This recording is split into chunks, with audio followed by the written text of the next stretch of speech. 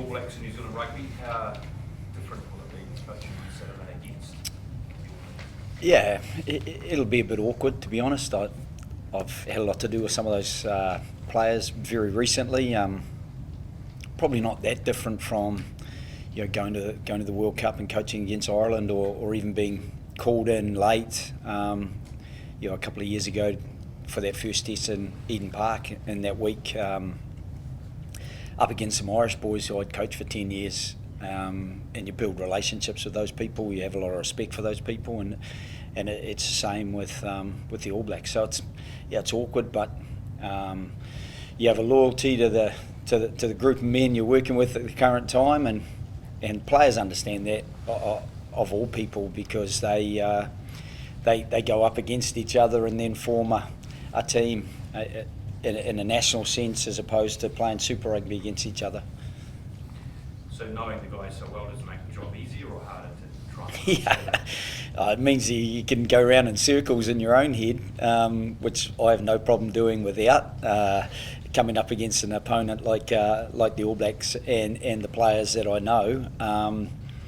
It certainly means that you understand just the firepower that they do have, and the horsepower up front as well. So you understand what you're coming up against, and I'm pretty sure the Australian players know that already. This is our most regular foe, Super Rugby included. So the opposition, I think both teams know each other really well. Can you see what the All Blacks are trying to do under their new coaches, or do you think they're still trying to bed in? Well, they've had a little bit of a change, obviously, so they might have started in a direction and come away from that a little bit. And so, to be honest, I've really been super focused on the team that we have here. It's the first time I've ever taken over a team, particularly at this level, and not had a really good period of time with the players. For example, with Ireland, I coached Leinster for 3 years. They contribute the majority of the Irish national team, and I had 6 months with the Blues before getting called in to help out with the All Blacks. So I'm still learning a bit about these players, and still trying to put together what works best for us. Joe, can you just open up in the halves? Just what sort of led your sort of decision to go Nic at 9 there? Getting back from Santa Fe, that took its toll, that game. There was a few boys who were a little bit ill and a little bit run down, and Nic hadn't played. He was the freshest, and we just felt that making an early decision in the week to go with Nic. He has great leadership. All the nines have great leadership. They've all at some stage been skipper of their Super Rugby side. So Nic was a pretty good fit, and a good fit with Noah. They're both originally from the Brumbies. They've played a fair bit of time together, so we just felt that combination would be a good one to start us off on Saturday. Talk about making your decisions. At what stage did you know Hunter was fit, ready to go, and what can he add to that 12 challenge? Yeah, he got through training on Tuesday. That's when we knew he was fit to play, and he felt good after Tuesday. Hunter's a really punchy player for us. I think Hamish Stewart did a really good job, particularly in that first test in Argentina. But Hunter's got good experience as well with Lenny Ikato. So those two together, I think, as I said with Nic and Noah, having combinations does help with cohesion, and so that was a good pairing for us, we felt. You mentioned a bit of illness there. Was there actually a bit of a bug through the camp before the second Argentina? Yeah, there was a bit of a bug, but nothing that affected the whole team. There were just individuals who got a little bit knocked around by it, and everyone's back on deck now. We had there was still a little bit of a lapse for a couple of guys at the start of this week who are not involved, but they're all back 100% now. So some of them who aren't involved this week may well be involved next week. You've had about 2 weeks to what happened over there. With that time to reflect, what are the biggest things you need to fix? Well, obviously we leaked 9 tries, and I think we gave the ball up too easily. Then we got disconnected defensively, and as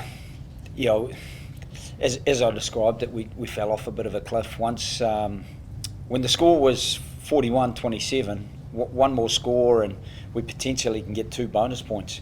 But from 41-27 it blew right out. With maybe a bit of inexperience, we overchased things, and then when we overchased things, we destabilised ourselves, and it allowed them on the break to come back and hurt us. Is there any contemplation of 2 sevens? College has done well for you. Think about carrying a 7 on the bench as well. Yep, both those things, Beto. Carlo's been outstanding, absolutely outstanding. I think prior to that Santa Fe test, he attempted 62 tackles and made 62 tackles in 3 test matches. He got 3 turnovers in the test match in La Plata.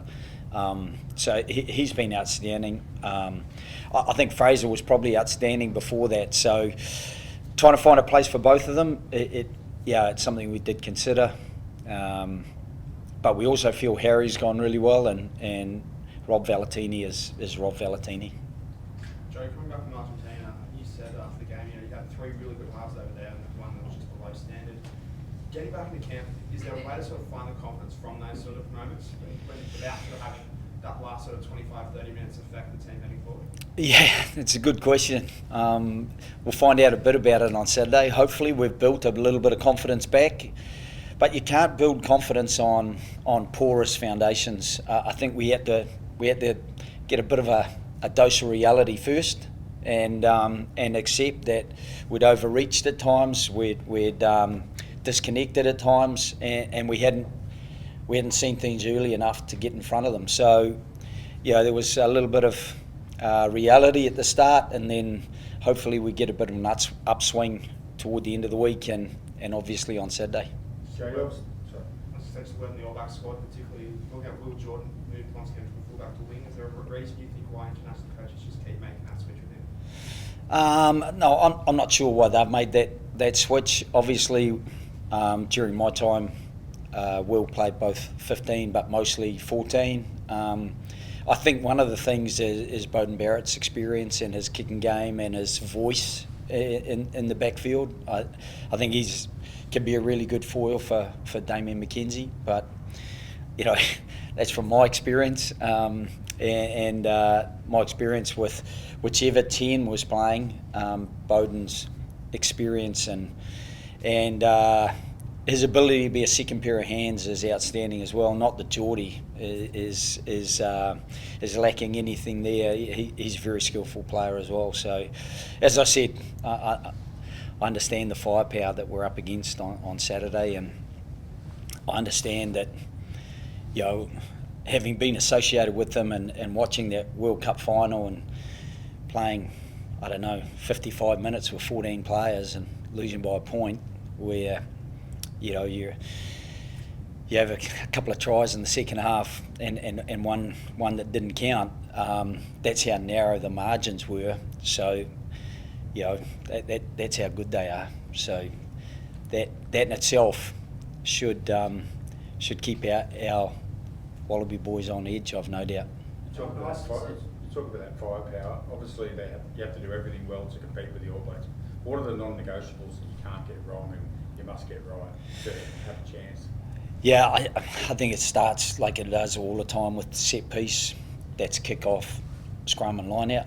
I think our scrum has actually been pretty good until last week. We again didn't do what we'd expected to do in that game in Santa Fe, but our line-out operated well.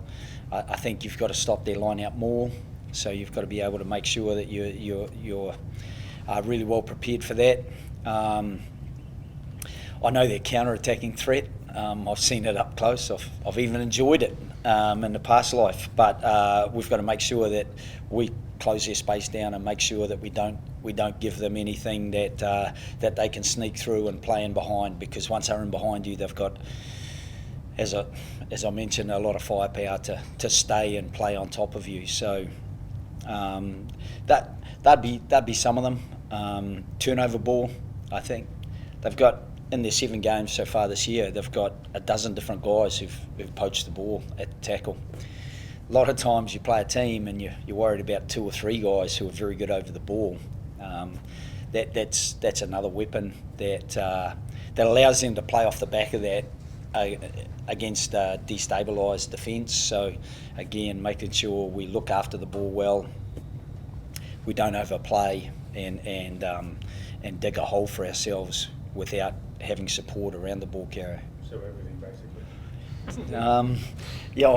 What did I leave out? Across the board, they are a handful, without a doubt. It seems like you've got a... sorry.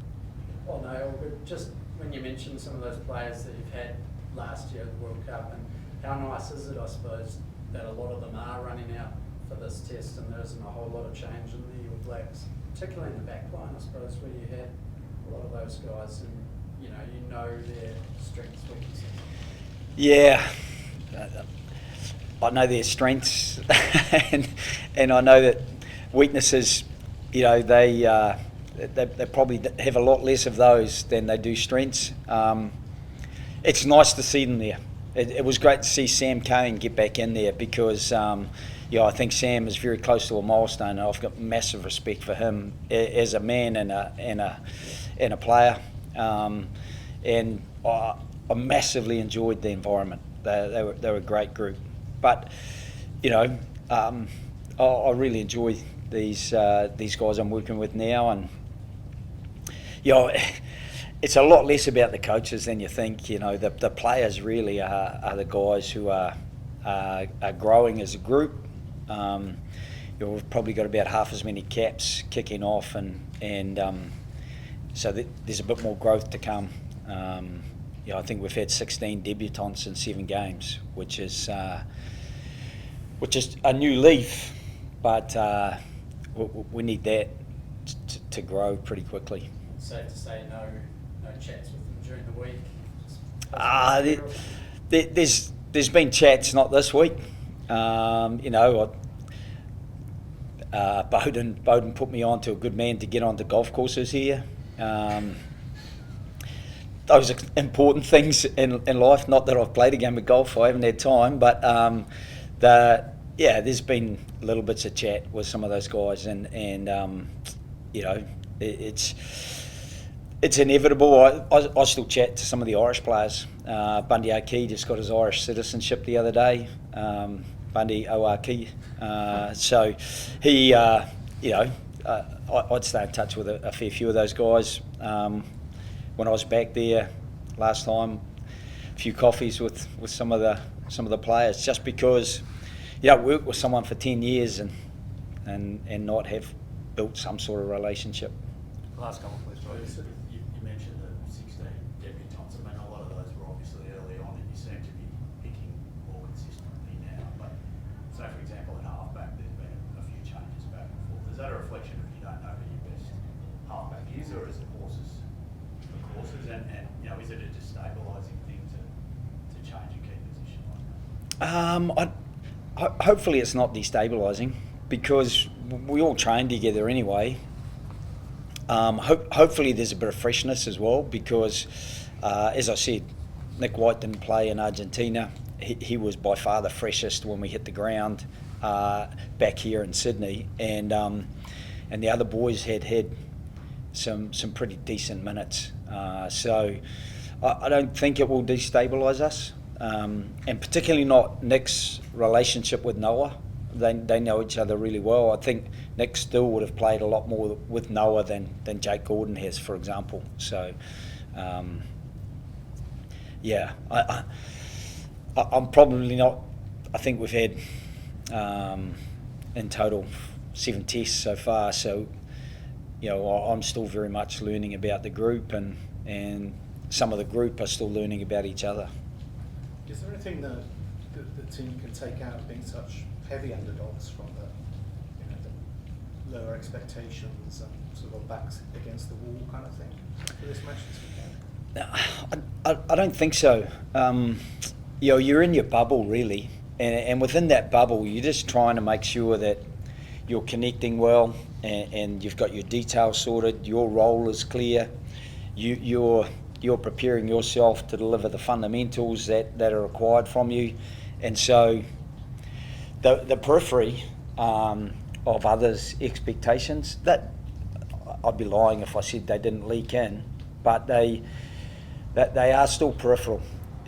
At the core of what your group are trying to achieve is as much cohesion, commitment, and probably that real shared collective purpose. That's what's driving them.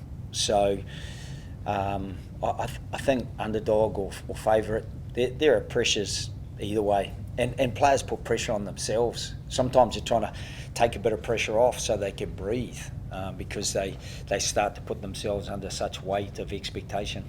Joe, I know you've spoken at length about the long-term goal and there has been plenty of change, but how high is winning back the Bledisloe Cup on your priority list? Yeah, it's a great question, but I don't have the answer probably, because I would be a real pragmatist, and for me it's all about process driven. So can we get better at that and that? And a couple of the things that we didn't do well in Santa Fe, can we see marked improvement in those areas, and can we retain some real positives? We were 20 points to 3 up after 30 minutes, so the catastrophe that it wasn't for 80 minutes. So what can we take out of that game and keep building? What do we really need to build our way back and do? And so the Bledisloe is a massive trophy. It's something that I know the All Blacks treasure and the Wallabies would like to treasure. They haven't seen it for quite some time, and so it would be great if they could at least get a hand on it and keep it live to Wellington. But I think what we've been working on is really just trying to do elements of the game better, rather than talking about anything that's outcome focused or result focused. Joe, given what happened, Last one, thanks, Scott. given what happened the last year, 18 months, if not longer, with the coaching situation over there and the way it was handled, does it still rankle with you or leave a sour taste over as it help the way it was handled? No, I mean, people make their decisions and they're put into those positions and they have that responsibility, and if they decide something, then my involvement with the All Blacks was at the behest after a phone call, so it wasn't up to me to be starting to make decisions beyond that. I would be good friends with Ian Foster, and I felt that Ian Foster carried himself in an incredibly positive manner throughout it. He gave some feedback on it because there was obvious frustration around how he thought it would impact on the team, but I just felt the way Fozzie carried himself through that period was really respectful to the rugby union and the game itself, and to the team that he was coaching. So they were all things that were peripheral for me. I was just trying to work away on the grass with the players to try to help them prepare themselves as best they could for games.